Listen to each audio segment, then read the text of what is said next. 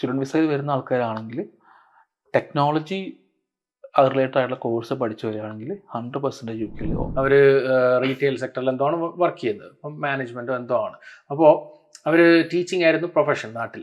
പക്ഷേ ടീച്ചിങ്ങിലോട്ട് കയറാനുള്ള മടി എന്ന് പറയുമ്പം സാലറി കുറവാണ്. അപ്പോൾ ഞാൻ ചോദിക്കുന്നത്, അപ്പം അങ്ങനെ പഠിച്ചിറങ്ങുന്നവർ അപ്പോൾ എന്താ ചെയ്യേണ്ടത് ശരിക്കും? ഇപ്പോൾ ഉദാഹരണത്തിന് അവിയൽ പരുവമാണ് ഇവിടുത്തെ കോഴ്സുകൾ, എല്ലാത്തിൻ്റെ ഒരു അല്ലേ സ്പെസിഫിക്കേഷൻ ഇല്ല.